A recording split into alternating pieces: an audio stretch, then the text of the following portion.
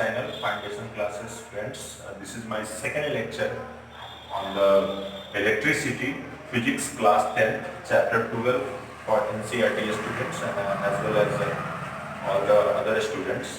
Today I am going to discuss about electricity, where we deal with the topics Ohm's law, resistance, graph of Ohm's law and factor affecting resistances.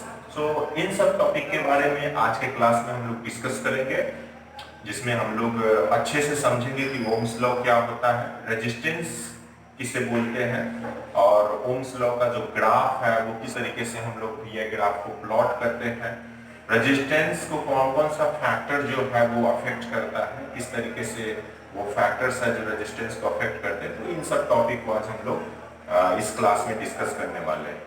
तो ज्यादा देर नहीं करते हुए हम अपने topic की तरफ बढ़ते हैं। तो सबसे पहले हम लोग बात करेंगे ओम्स लॉ के बारे में। तो ओम्स लॉ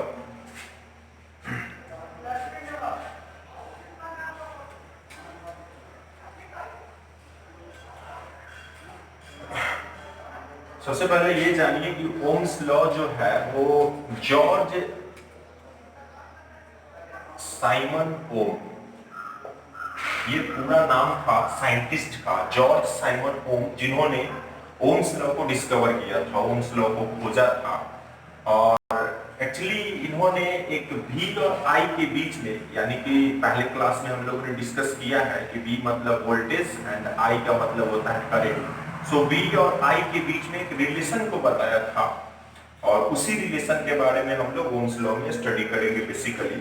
सो यहाँ पर सपोज करिए कि एक बैटरी है, ये हमारे पास एक बैटरी है, और इस बैटरी से एक हमारा कोई लोड यहाँ पर कनेक्टेड है, ऊपर में एक लोड कनेक्टेड कर दिया जा रहा है इस बैटरी से। ये बैटरी का पॉजिटिव टर्मिनल है, ये नेगेटिव टर्मिनल है, और इन दोनों का पोटेंशियल ही है।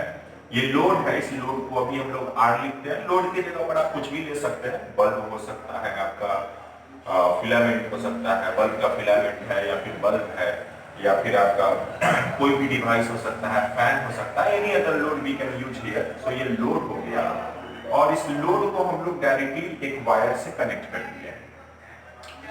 अगर यहाँ पर कोई दूसरा डिवाइस कनेक्टेड नहीं है इस लोड के साथ, तो जो पोटेंशियल यहाँ पर होगा, इस बैटरी के पास जो पोटेंशियल होगा वही इस लोड के पास पोटेंशियल होगा, यानी कि दोनों का पोटेंशियल, जो बैटरी का पोटेंशियल है और जो इस लोड का पोटेंशियल होगा, वो दोनों सेम हो जाएगा।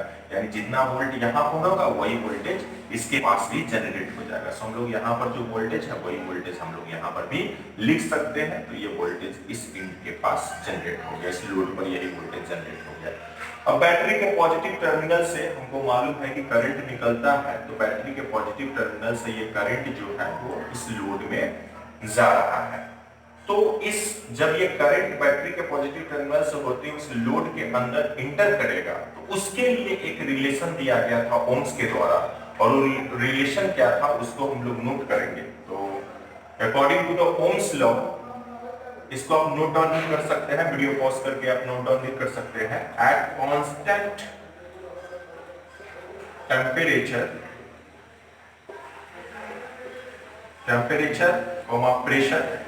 प्रेशर और टेम्परेचर दोनों को कांस्टेंट मानते हुए the current flowing through conductor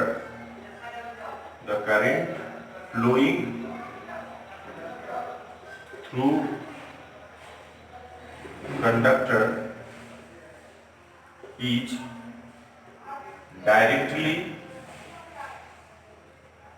proportional to potential difference across two end of the conductor। तो यहाँ पर ये हमारा कंडक्टर है, ये कंडक्टर है ये, और इस कंडक्टर के अंदर जो करंट फ्लो कर रहा है, ये करंट जो होगा यहाँ पर जो पोटेंशियल डिफरेंस क्रिएट हुआ है इस पोटेंशियल डिफरेंस का डायरेक्टली प्रोपोर्शनल होगा। लेकिन उसके लिए एक चीज याद रखिएगा कि ये यहाँ पर जो सबसे मेन चीज आपको याद करके रखना है, कांस्टेंट टेम्परेचर एंड प्रेशर। एक वायर के केस में जो टेम्परेचर और प्रेशर जो होता है, टेम्परेचर के लिए हम लोग का 20 डिग्री सेल्सियस रखा गया है। इसी वायर को जब हम लोग टेस्टिंग के लिए भेजते हैं तो उसको 20 डिग्री सेल्सियस टेम्परेचर पर उस वायर को टेस्ट किया जाता है, चाहे वो कॉपर वायर हो या कोई भी अदर वायर हो, उसको 20 डिग्री सेल्सियस टेम्परेचर पर जितने भी कंपनी वाले होते हैं वो पहले टेस्ट करते हैं और उसके बाद जो है टेस्टिंग के बाद उसको ओके किया जाता है। फिर BIS स्टैंडर्ड जो होता है या ISI जो स्टैंडर्ड होता है उसको देने के बाद फिर उसको मार्केट में जो है पब्लिश किया जाता है। सो इस 20 डिग्री सेल्सियस को हम लोग कांस्टेंट लेके चलेंगे। अगर इससे ज्यादा टेम्परेचर हो जाता है, सपोज कर लीजिए कोई क्वेश्चन दे देता है कि 80 डिग्री सेल्सियस टेम्परेचर है और इस 80 डिग्री सेल्सियस टेम्परेचर में ओम्स लॉ काम करेगा, आपका सीधा जवाब होगा नहीं काम करेगा, ओम्स लॉ फेल कर जाएगा। वहां पर ये रूल काम नहीं करेगा।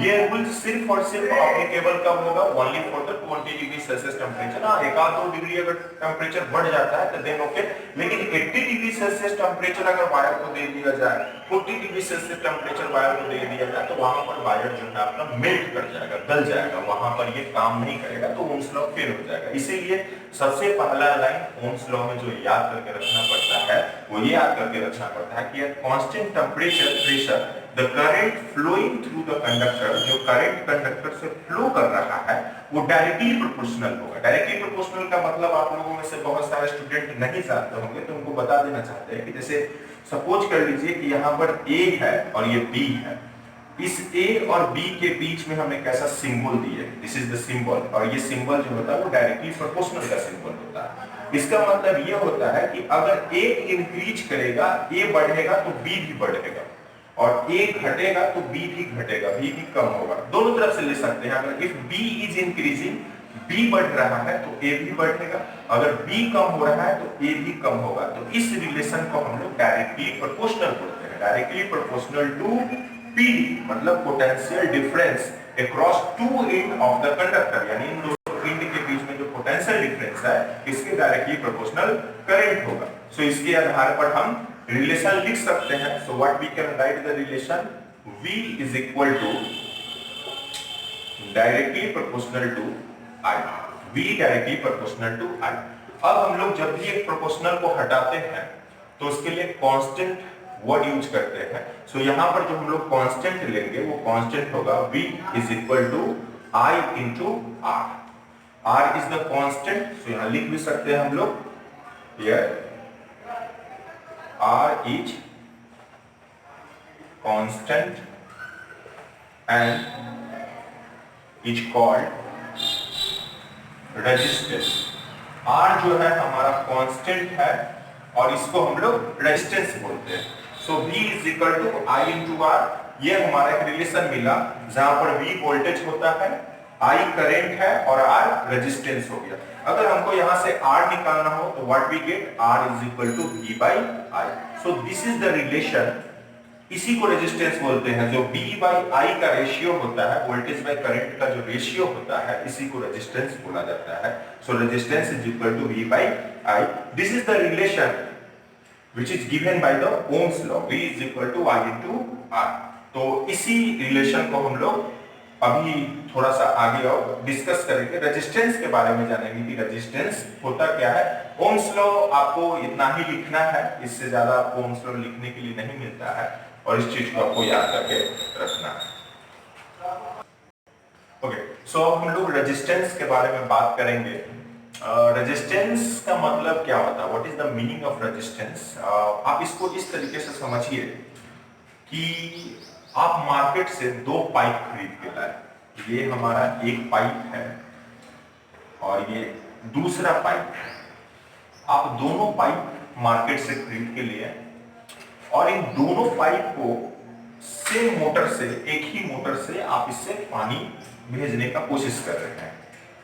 आप थोड़ी देर बाद क्या देखते हैं कि ये जो पाइप है, इस पाइप से बड़ा स्मूथली पानी आ रहा है, जो उसका फोर्स है वाटर का, वो पूरा का पूरा पानी यहां से बाहर आता है। जब इस वाले हम इसको जब लगाते हैं, इस पाइप को लगाते हैं, तो इस पाइप से इसके कंपैरिजन में उतना स्मूथली पानी नहीं आ रहा है। दोनों खरीद के लाए हैं, इससे अच्छा पानी आता है, इससे अच्छा पानी नहीं आता है, सप्लाई अच्छा नहीं दे रहा है। फिर हम सोचेंगे कि आखिर दोनों एक ही कंपनी का है, दोनों का बनावट सेम है, ऐसा दिक्कत क्यों हो रहा है? कहीं ना कहीं कुछ दिक्कत होगा। जब आप इसके बनावट को अंदर से देखिए, आप बाहर से पाइप खरीद के ले आया है, लेकिन आप जब अंदर में देखें तो अंदर में ये देखते हैं कि इसका अंदर से जो बनावट है वो बहुत स्मूथ है, जबकि इसके अंदर कुछ खांचेज वगैरह जो है वो आ गया है, कुछ इसके अंदर डॉट आ गया है, कुछ खांचेज आ गया है, जिसके कारण से जो यहाँ से पानी फ्लो हो रहा था वो पानी इसके कंपैरिजन में उतना स्मूथली फ्लो नहीं हो पा रहा। ये सेम चीज, यही सेम चीज एक कंडक्टर के साथ होता है।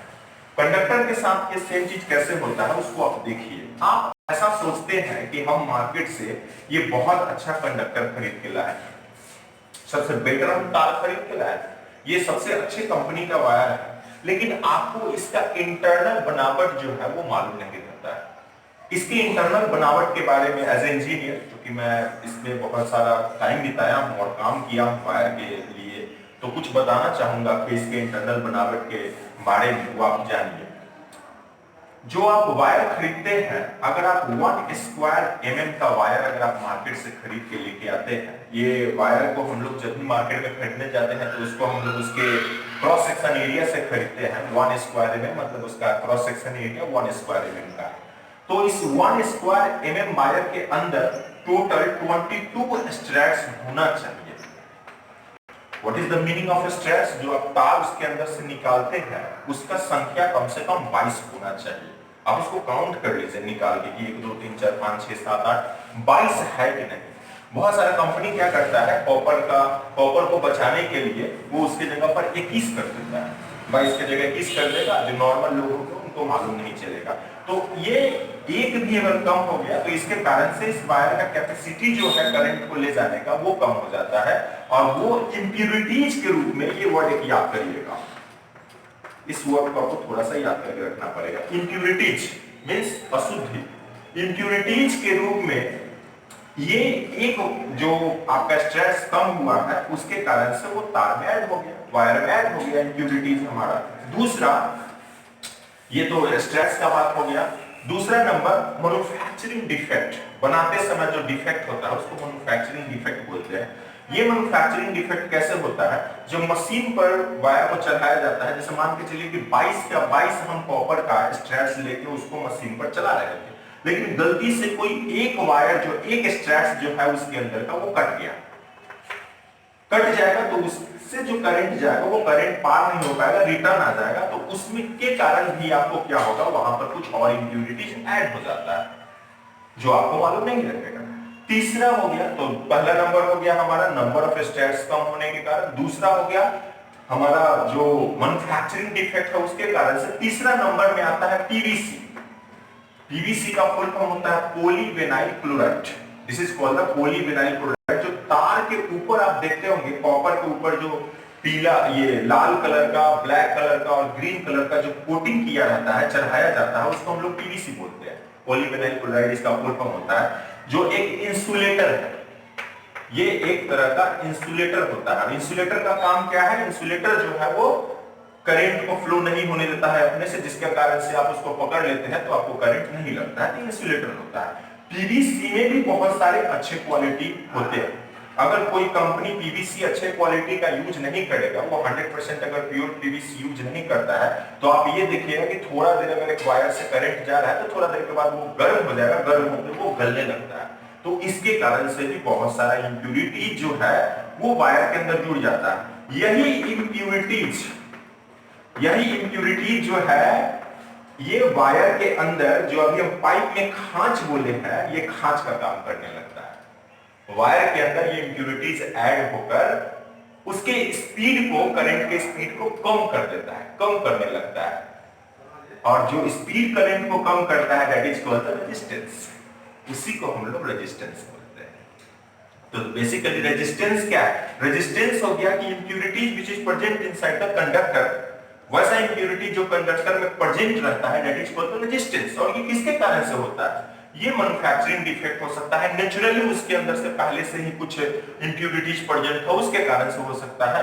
तो बेसिकली उसका काम क्या होता है, इंप्यूरिटीज का काम क्या है? इंप्यूरिटीज का काम होता है किसी भी चीज को स्पीड को कम कर देना। और सपोज कर लीजिए आप एक हाईवे पर गाड़ी चला रहे हैं, आप धड़ल्ले से 120 किलोमीटर प्रति घंटा के रफ्तार से आप उड़ते हुए जा रहे हैं और सडनली अचानक से अगर सामने कंकर पत्थर वाला रोड आ जाए, पूरा का पूरा पथरीला रोड आ जाए, वो जो बड़ा बड़ा पत्थर होता है रोड में, अगर वो आ जाए तो आप देखिएगा कि आपका गाड़ी का स्पीड ऑटोमेटिकली कम हो जाएगा।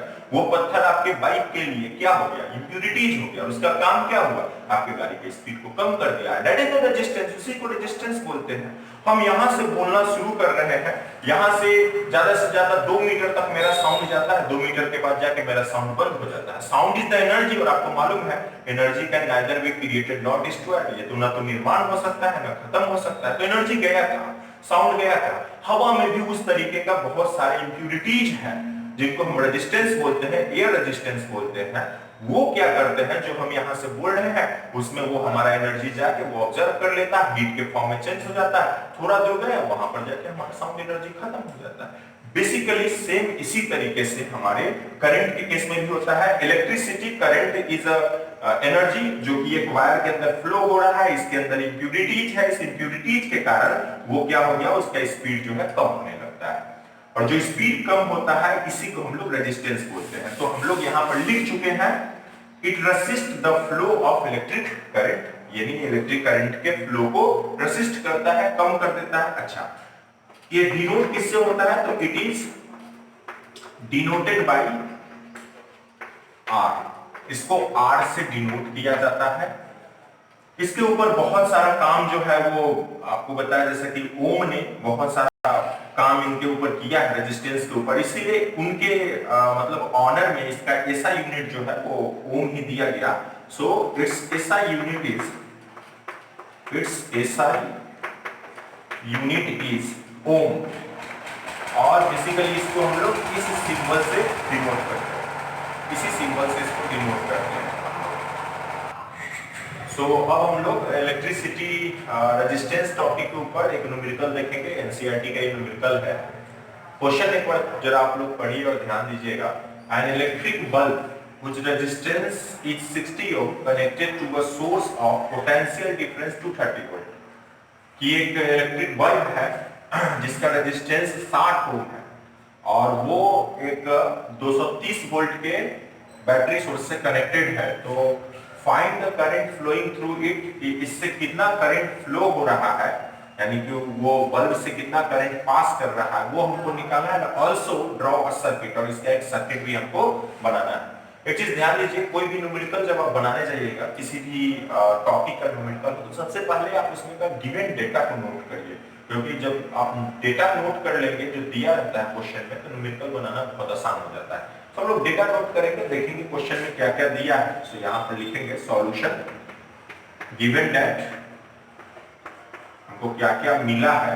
सबसे पहला है resistance is equal to 60 ohm. So हम अभी देखे हैं, जस्ट रेजिस्टेंस को R से डिनोट करते हैं। So R is equal to 60 ohm. Okay, अच्छा, उसके बाद connected to a source of potential difference 230 volt. तो पोटेंशियल डिफरेंस को हम लोग V से डिनोट करते हैं। So V is equal to 230 volt. अब निकालना क्या है, फाइंड द करंट। करंट को I से डिनोट किया जाता है। So I is equal to what, ये हम डेटा नोट कर लिए। इसके बाद फॉर्मूला, तो फॉर्मूला कैसे लगाइएगा, तो अभी जस्ट हम लोग फॉर्मूला पढ़े हैं, V is equal to I into R. Ohm's law याद करिए एक बार, देखिए ओम्स लॉ में यही फॉर्मूला था, V is equal to I into R. यहां से हमको I चाहिए, इस R को इधर भेज दीजिए। So I is equal to what will be the formula, V by R, right. V by R हमारा फॉर्मूला हो गया। यहां से वैल्यू पुट करेंगे। So I is equal to V का value 230 volt, 230 divided by R का value 60, ये 0 से 0 कट गया, इसको डिवाइड कर लीजिए। So I is equal to आपको मिल जाएगा 3.3 approx 3.3 ampere. So this is the value of the I is equal to 3.3 ampere. ये हमारा करंट निकल गया। तो एक चीज हम निकाल चुके हैं इसमें, करंट कितना होगा, तो करंट हमारा इतना हो जाएगा। कहता है कि and also draw a circuit. तो इसको देख के एक सर्किट बना देना है। सर्किट कैसे बनाएंगे? तो सबसे पहले आपको एक पोटेंशियल डिफरेंस 230 वोल्ट का लगाना होगा। तो यहाँ पर हम लोग सर्किट बना रहे हैं, इस पोजीशन पे एक सर्किट ड्रॉ कर रहे हैं। इस साइड में एक पोटेंशियल डिफरेंस 230 वोल्ट का, तो आप एक बैटरी बना दीजिए यहाँ पर। ये रहा आपका बैटरी, यहाँ पर लिख दीजिए 230 वोल्ट, प्लस माइनस दिखा दीजिए। उसके बाद एक बल्ब है, तो बल्ब ऐसा, इसका रेजिस्टेंस कितना है? 60 ओम। तो यहाँ पर ऐसा 60 ओम दिखा दीजिए, 60 ओम का ये बल्ब का रेजिस्टेंस हो गया। और इसमें करंट कितना जा रहा है? अभी जस्ट आप निकाले हैं, I is equal to 3.3 ampere. तो इसको दिखा दीजिए। जो पोटेंशियल यहाँ है वही पोटेंशियल यहाँ पर होगा। तो ये इस तरीके से हमारा ये सर्किट हो गया। नीचे लिख लीजिए सर्किट। ये एनसीईआरटी का न्यूमेरिकल था, कंप्लीट हो चुका है। ये हमारा जो पूरा क्वेश्चन बोल रहा था, पूरा का हर चीज जो है इसका बना चुके हैं। ज्यादा से ज्यादा अगर आपको इसमें और कुछ करना है तो स्विच दिखा दीजिए। यहाँ पर एक की लगा दीजिए, के लिख दीजिए, इसको स्विच है, के ओपन है। तो ये हमारा न्यूमेरिकल कंप्लीट हो गया। एक चीज और याद कर लीजिए, थोड़ा सा इसमें जान लीजिए कि इसका जो बल्ब का जो रेजिस्टेंस 60 ओम है, ये क्या करेगा? बल्ब का जो रेजिस्टेंस 60 ओम है, ये यहां तक कॉपर के कंडक्टर में जब ये वायर जा रहा है, तो कॉपर के कंडक्टर में जब ये वायर जाएगा तो कॉपर में ठीक है इंप्यूरिटीज तो कुछ रहेगा, उसके कारण से उसका स्पीड थोड़ा सा कम हो जाएगा। लेकिन जैसे ही किसी और कंडक्टर में वो करंट इंटर करता है, इसको समझाने के लिए थोड़ा सा इसको मिटा के हम बताएंगे आपको। क्लियर है? ये हो चुका है, तो इसको थोड़ा सा हम इरेज कर लेंगे। और ठीक है, तो अब हम लोग इस फिगर को देखिए जरा। यहाँ पर ये हमारा एक बैटरी सोर्स है, ये एक लोड है। लोड जो है ये कॉपर के तार से ये लोड जुड़ा हुआ है। इसका दोनों इंड जो है कॉपर के तार से जुड़ा हुआ है। लेकिन यह ध्यान रखिए, लोड कुछ भी हो सकता है, बल्ब हो सकता है, अदर कुछ भी होगा। ये लोड कॉपर का नहीं है, ये अदर एलिमेंट का। हम यहाँ पर नोट भी कर दिए कि लोड जो है उस कोई दूसरा एलिमेंट का, आयरन हो सकता है, आयरन का एक रॉड ही लगा दिया, सिंपली ऐसा समझ लीजिए।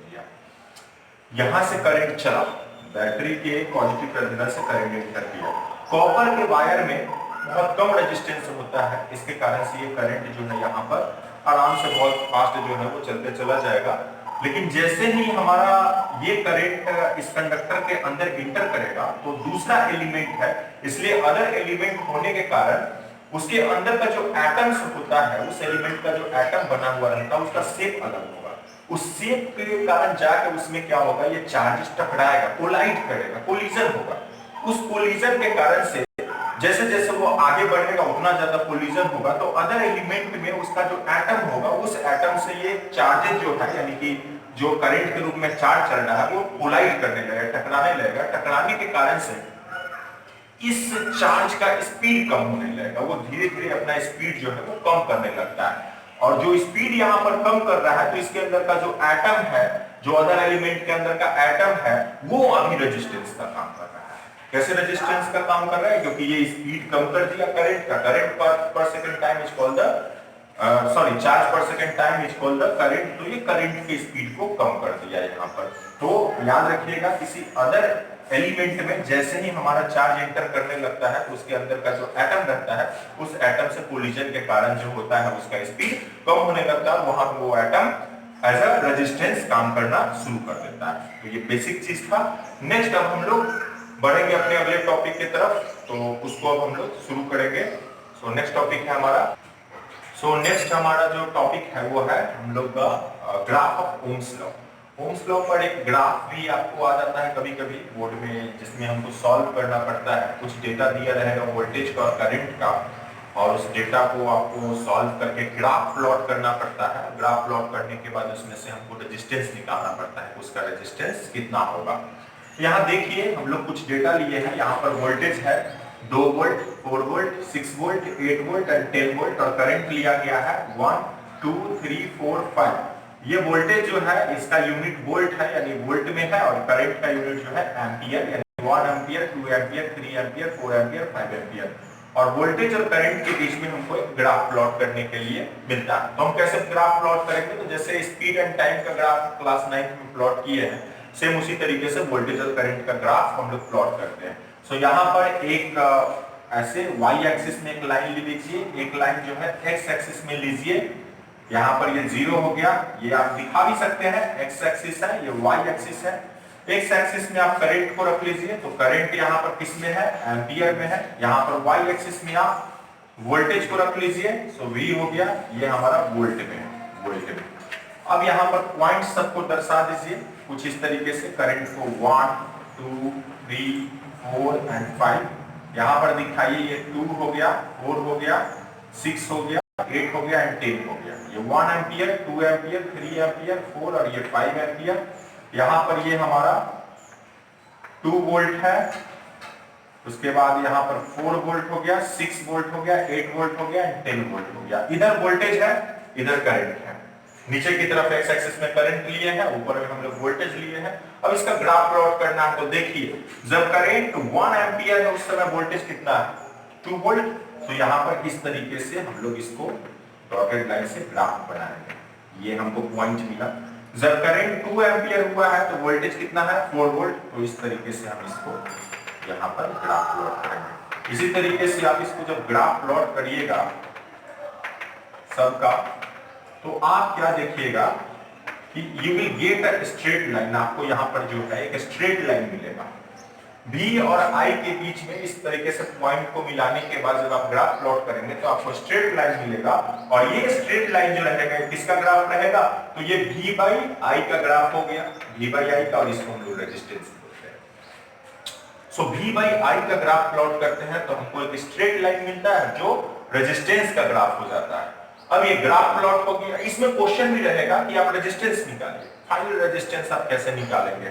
तो उसके लिए हमेशा एक फार्मूला याद रखिएगा, to find the final resistance what will we have the formula, R is equal to VF minus VI divided by IF minus II।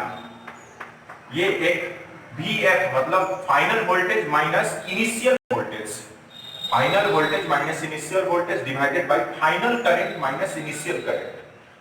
Graph वाले केस में खास करके इसी तरीके से रेजिस्टेंस निकाला जाता है। नॉर्मल अगर रेजिस्टेंस निकालना हो, एक ही डेटा दिया हुआ तब तो R is equal to V by I करेंगे, निकल जाएगा। लेकिन यहाँ पर इतना सारा डेटा दिया हुआ है, इसमें कहता है कि रेजिस्टेंस निकालिए, तो उस समय आपको ये फॉर्मूला लगाना पड़ेगा फाइनल वोल्टेज। तो ध्यान दीजिए यहाँ फाइनल वोल्टेज कितना है, वोल्टेज के ग्राफ में ऊपर बढ़िए, यहाँ पर फाइनल वोल्टेज 10, तो यहाँ पर लिखेंगे 10 minus initial voltage, initial voltage कितना है 2, तो यहाँ पर 2 करेंगे divided by final current, final current कितना है 5, तो यहाँ पर 5 माइनस इनिशियल करंट 1, तो 1 कर लेंगे, यानी कि ये 8 हो गया, यहाँ पर 4 हो गया, कट गया 2, यानी 2 ओम जो है इसका रेजिस्टेंस आएगा। तो ये हमारा VI ग्राफ है, इसको VI ग्राफ भी बोलते हैं या ओम्स लॉ का भी ग्राफ बोलते हैं। तो ये आपको ध्यान में रखना पड़ेगा, इस तरीके से आपको याद करना पड़ेगा। चलिए अब यहाँ पर आप दो ग्राफ देखिए, हम दो ग्राफ प्लॉट किए हैं।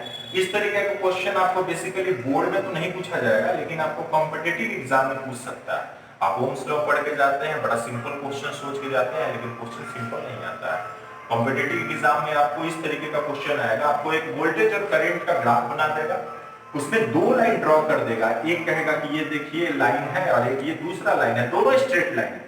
ये रेजिस्टेंस 1 के लिए, कंडक्टर 1 के लिए रेजिस्टेंस है, ये कंडक्टर 2 के लिए रेजिस्टेंस है। आप कहेगा कि बताइए इन दोनों कंडक्टर को देख के आप बताइए हमको कि दोनों में से रेजिस्टेंस किसके अंदर ज्यादा है, कौन सा कंडक्टर के अंदर ज्यादा रेजिस्टेंस है, या R1 वाले के पास ज्यादा रेजिस्टेंस है कि R2 वाले के पास ज्यादा रेजिस्टेंस है।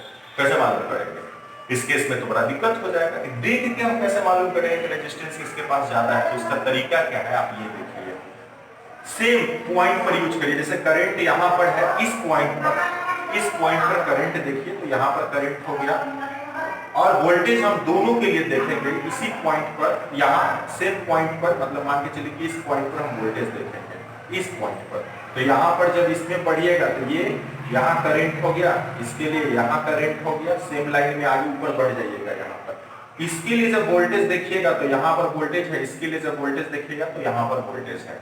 अब V बाई I निकालिए, यहाँ पर मान के चलिए कि कुछ वैल्यू है, यहाँ पर कुछ वैल्यू, ये 4 है, ये 2 है, यहाँ पर 1 ले लीजिए। V बाई I अगर करोगे आप तो देखो इस केस के लिए निकालो 4 बाई 1 यानी कितना आएगा 4 ओम। इसके लिए जब करोगे सेम लाइन पर लिया गया है, करंट उसी लाइन पर एकदम सामने सामने, इसके लिए जब करिएगा सेकंड वाले के लिए तो आएगा 2/1 यानी 2 ओम। बताओ देख के ही मालूम चल रहा है किसमें ज्यादा रेजिस्टेंस हो गया। एक ही लाइन को कंसीडर करना है, करंट वाले किसी एक पॉइंट को कंसीडर कर लो, सामने लाइन खींच लो। यहां कंसीडर कीजिए मान लो 1 एम्पियर, इसके सामने ये देखो, इसके सामने ये देखो, दोनों के सामने सेम लाइन खींच दिए। अब इसके सामने वोल्टेज देख लेंगे, इसके सामने वोल्टेज देख लेंगे। यहाँ का वोल्टेज 2 वोल्ट, यहाँ का वोल्टेज 4 वोल्ट। हमको फॉर्मूला मालूम है R का V/I, यहाँ से V/I लगाया 4/1, 4 ओम आ गया, इसके लिए 4 ओम, इसके लिए 2 ओम। बड़ा किसमें है, ज्यादा रेजिस्टेंस किसमें हो गया, R2 वाले में ज्यादा रेजिस्टेंस हो गया। अब हम आपको सिखा दिए कि V/I के ग्राफ में जो ऊपर रहता है उसका रेजिस्टेंस ज्यादा रहता है, आप याद कर लिए, चले गए एग्जाम में, क्वेश्चन आया बिना देखे हुए टिक मार के आया। लेकिन अगर क्वेश्चन में थोड़ा सा ट्विस्ट कर दे, चेंज कर दे, तो कि दूसरे ग्राफ में है, यहाँ पर ऊपर में आई और नीचे में V, उल्टा है, यहाँ पर V ऊपर था नीचे आई था, यहाँ पर चेंज हो गया, I ऊपर है V नीचे। अब इस केस में बताइए R1 के पास ज्यादा रेजिस्टेंस होगा कि R2 के पास ज्यादा रेजिस्टेंस होगा। अगर तुक्का लगा ले तो R1 के पास ज्यादा रेजिस्टेंस होगा, लेकिन फिर भी देखते हैं सेम। अब यहाँ पर क्या करेंगे हम लोग, सेम यहाँ से वोल्टेज को उठाएंगे। सपोज कर लो कि ये 2 वोल्ट है, यहाँ पर ये 2 वोल्ट है। जब 2 वोल्ट है, इसके सामने एकदम लाइन ऐसे खींच लो, ये वाला लाइन मिला हमको और यहाँ पर ये वाला पॉइंट मिला। करंट का इधर ग्राफ ले लीजिए, ये मान लो कि 4 एम्पियर हो गया, यहाँ पर मान लेते हैं कि 2 एम्पियर हो गया। V/I निकालते हैं तो V के लिए दोनों में 2 वोल्ट रखना है, तो 2 और इसके लिए निकालेंगे तो 2/2 कैंसिल हो गया, 1 मिला, 1 ओम रेजिस्टेंस मिला R1 का 1 ओम। इसका जब निकालोगे तो यहाँ पर देखो 2/4 कैंसिल हो जाएगा, 1/2 कट जाएगा, 0.5, इसके लिए कितना आया 0.5 ओम रेजिस्टेंस है। अब देखो दोनों में रेजिस्टेंस किसका ज्यादा है, R1 का ज्यादा है। तो जब उल्टा कर दे, यानी कि I को Y एक्सिस में दे दे, V को X एक्सिस में दे दो, तो हमेशा याद रखना नीचे वाले का जो रेजिस्टेंस होता है वो ज्यादा हो जाता है। अगर V को ऊपर दे दे, I को नीचे कर दे, तो जो ऊपर वाला का रेजिस्टेंस होता है वो ज्यादा हो जाता है। इस तरीके कॉम्पिटिटिव एग्जाम में आपको ऐसा क्वेश्चन पूछेगा, ट्रिकी सवाल सब ये सब, तो इसको आप ध्यान में रखेंगे। नेक्स्ट अब हमारा टॉपिक है फैक्टर अफेक्टिंग रेजिस्टेंस, जिसको अब हम लोग नेक्स्ट क्लास में कंटिन्यू करेंगे। आज के लिए इतना ही। Thank you for watching the video. और फिर से एक बार आपको बोलूंगा, लाइक करिए, सब्सक्राइब करिए, शेयर करिए, और जितना ज्यादा से ज्यादा हो सके हमारे इस चैनल से आप कमेंट जरूर करें। कोई भी क्वेश्चन अगर आपको डाउट हो तो कमेंट बॉक्स में डाउट हमेशा डालें। आप एनसीईआरटी का कोई न्यूमेरिकल भी डाल सकते हैं, हम आपका उसका सॉल्यूशन जरूर भेजेंगे। कोशिश करेंगे आपको कि जितना ज्यादा हो सके आपको सॉल्यूशन बताएं, और आप हमारे साथ बने रहिए, अपडेटेड रहिए, बी कनेक्टेड। Thank you.